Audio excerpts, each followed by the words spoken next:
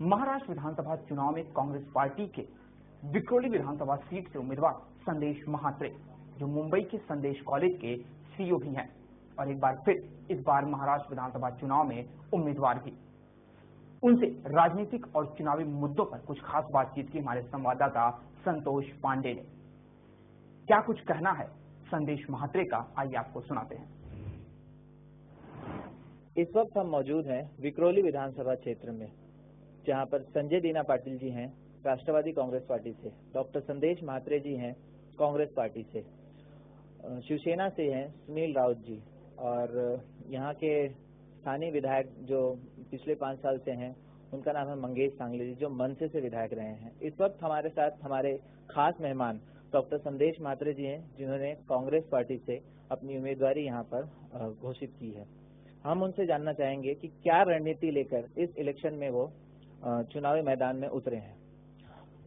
महात्रे साहब, स्वागत है आपका गुलिस्तान न्यूज में। सबसे पहले जानना चाहेंगे कि किन रणनीतियों के तहत आप ये इलेक्शन, ये चुनाव जीतने की तैयारी में हैं, और पहला सवाल यही रहेगा। सर, मैं सबसे पहले आपका स्वागत करता हूँ कि आप लोग यहाँ पे आए, और दूसरी बात ऐसी है कि मैं हमारे जितने भी पार्टी के जितने भी वरिष्ठ लीडर्स हैं, सोनिया गांधी, राहुल गांधी और तमाम सभी का मैं बहुत बहुत शुक्रिया अदा करता हूँ कि आपने मुझे एक मौका दिया यहाँ पे टिकट देके और लड़ने का, और आपने जो जिम्मेदारी दी है उस जिम्मेदारी को पूरे दिल से मैं पार लगा लूंगा। जैसे आपने कहा कि मुद्दा क्या होगा, मैं 3 मुद्दे पे बेसिकली फाइट करूंगा। 3 मुद्दे पे मेरा इलेक्शन रहेगा। दूसरी बात मैं ये चीज ठोक के बताना चाहता हूँ कि ये इलेक्शन मैं जीतने के लिए लड़ रहा हूँ। मैं किसी को हराने के लिए नहीं लड़ रहा हूँ, मैं ये इलेक्शन जीतने के लिए लड़ रहा हूँ, और ये लोगों के लिए लड़ रहा हूँ इलेक्शन। सब लोगों की शुभकामनाएं मेरे साथ में है, और ये इलेक्शन मैं जीतने के लिए लड़ रहा हूँ। ये चीज बहुत इंपॉर्टेंट है। दूसरी बात ऐसी है कि जो आपने कहा कि आपका मुद्दा क्या होगा, सर मैं 3 बेसिक मुद्दे पे लड़ूंगा। जैसे कि पहला मुद्दा होगा क्वालिटी एजुकेशन, दूसरा मुद्दा होगा क्वालिटी इन डेवलपमेंट, तीसरा मुद्दा होगा quality in health care. Sir ये 3 बेसिक मुद्दे जो है ये आम आदमी की जिंदगी से जुड़े हुए मुद्दे हैं, और मैं समझता हूँ कि आज तक किसी ने इसके ऊपर विचार नहीं किया है। सबसे पहले तो जो क्वालिटी एजुकेशन में बात कर रहा था, सर हमारे विक्रोली के लोगों को अगर हायर एजुकेशन लेना है, मैं विक्रोली के लोगों को नहीं, ईशान्य मुंबई के जितने भी लोग हैं, क्योंकि मैं खुद जिलाध्यक्ष रह चुका हूँ ईशान्य मुंबई का, तो मुझे इस बात के बारे में पता है। अगर हायर एजुकेशन आपको लेना है तो आपको इधर you have to go in western suburb में जाना पड़ता है, या फिर मुंबई के बाहर, या फिर मुंबई साइड में। लेकिन ईशान्य मुंबई में ऐसी कोई प्रावधान नहीं है जिसके आप हायर एजुकेशन ले सके। तो इसके लिए मेरी ये सुझाव रहेगा कि हमारे पास सॉल्ट की बहुत बड़ी लैंड है, जो अगर आप हाईवे से जाओगे तो उसमें काफी सारी लैंड है। तो वो लैंड ऐसी ही पड़ी है जिसका सही मायने में सॉल्ट के लिए कुछ उपयोग नहीं हो रहा है, तो वो लैंड को हम यूज कर सकते हैं। जो ये हायर एजुकेशन का, जैसे मेडिकल कॉलेज हो गया, इंजीनियरिंग कॉलेज हो गया, आर्किटेक्चर कॉलेज है, ये कई सारी चीजें हम कर सकते हैं, क्योंकि इधर के विद्यार्थियों में पोटेंशियल है, लेकिन उसको खर्चा करके बाहर जाना पड़ता है।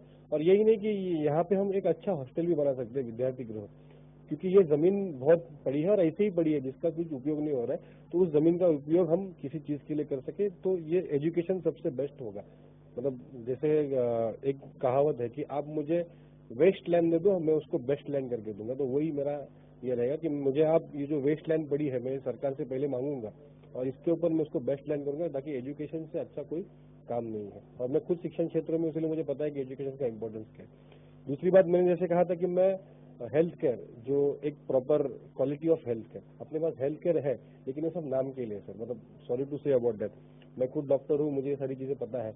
विक्रोली में अगर आप विक्रोली विधानसभा को बराबर से देखोगे तो मेजर 2 ही हॉस्पिटल आते हैं। उसमें से एक प्रसूति गृह है जो डॉक्टर बाबा साहेब अम्बेडकर के नाम पे है, और दूसरा जो जनरल हॉस्पिटल है वो महात्मा फुले जी के नाम पे है। लेकिन सर यहाँ पे जिन व्यक्तियों का नाम इन्होंने दिया है, उन व्यक्तियों के जैसा वो हॉस्पिटल में क्वालिटी आपको नहीं मिलेगी। एक तो बीएमसी का हॉस्पिटल है, गवर्नमेंट का हॉस्पिटल, दोनों जगह पे आपको बहुत poor quality of health care मिलता है। आज मुझे बताइए कि आज अगर घर में कोई किसी को अटैक आता है, किसी को तकलीफ होती है किसी भी चीज की, जब तक वो आदमी हॉस्पिटल पहुंचता है तब तक उसकी डेथ हो जाती है, या फिर जब तक वो आदमी हॉस्पिटल पहुंचता है तब तक हॉस्पिटल में डॉक्टर उसको बोलते हैं कि नहीं, इसको मैं यहाँ पे नहीं कर सकता, आप इसको राजावाड़ी लेके जाओ, आप इसको जेजे लेके जाओ। तो फिर हॉस्पिटल का फायदा क्या है? तो यही चीज मुझे ध्यान देनी है, यही चीज मैं लोगों में लेके जाऊंगा कि मुझे क्वालिटी हेल्थ केयर करना मांगता है। जब जैसे कि आपको पता है 108 अभी नई सेवा चालू कर दी है महाराष्ट्र गवर्नमेंट ने, तो उसके तहत जैसे ही पेशेंट को कुछ तकलीफ होती है तो लोग उस पेशेंट को वहां से उठा के तुरंत हॉस्पिटल में लेके जा सकते हैं। और ये मेरा प्रयास रहेगा कि कोई भी हॉस्पिटल वाला ये डॉक्टर ये ना बोले कि ये पेशेंट को मैं चेक नहीं कर पाऊंगा। इतनी सारी सुविधाएं हम उस हॉस्पिटल में पर्याप्त मात्रा में और अच्छे मात्रा में करा सकते हैं। ये मेरा हेल्थ केयर के बारे में। तीसरा जो मेरा मुद्दा है वो क्वालिटी डेवलपमेंट के बारे में। सर आपको पता, आप देख सकते हैं मैं हर चीज के ऊपर क्वालिटी लगा रहा हूँ। मैं सिर्फ आपको एजुकेशन, हेल्थ केयर और डेवलपमेंट नहीं बोला, क्वालिटी। जैसे कि फॉर एग्जांपल अभी नॉर्मली सबका डेवलपमेंट के बारे में अगर बोलेंगे तो विकासक जैसा होता है, तो जो संदेश मात्र आज मैं आपकी तरफ से एक बात बताना चाहूंगा, संदेश मात्र ये हमेशा विकास के साथ होगा, विकासक के साथ में नहीं होगा। ये मेरा प्रमुख एम रहेगा। नहीं तो आधे से ज्यादा आप लोक प्रतिनिधि देखोगे वो विकासक के साथ में होते, इसीलिए किसी का डेवलपमेंट नहीं होता है, क्योंकि उसमें उनके पर्सनल इंटरेस्ट होते हैं। लेकिन संदेश पात्र ये ध्यान देगा कि वो विकास के साथ रहे, विकासक के साथ में नहीं, क्योंकि विकास अगर होगा तो समाज का विकास होगा। तो इसीलिए मैं कह रहा हूँ क्वालिटी डेवलपमेंट। क्वालिटी डेवलपमेंट में उसमें कैसे कि जो सरकार के जो नियम है उसके हिसाब से आप SRA हो, चाहे ट्रांजिट कैम्प वाला हिसाब हो, SRA हो या रीडेवलपमेंट का जो भी हिसाब हो, वो सरकार जो नियम दे रही है उस नियम के हिसाब से ही वो विकासक देगा। उसके अलावा दूसरा कुछ हम सहन नहीं करेंगे। तीसरी बात, सिर्फ मतलब अगर कोई बिल्डिंग है, उस बिल्डिंग को हमने डिमोलिश किया, रीडेवलप किए और दूसरी नई बिल्डिंग बनाई, इसका मतलब ये नहीं होता कि वहां पे उसका डेवलपमेंट हो गया। लेकिन उस बिल्डिंग के लिए अप्रोच रोड भी अच्छा होना चाहिए ना। तो ये सारी चीजें भी उसमें डेवलपमेंट में आती है।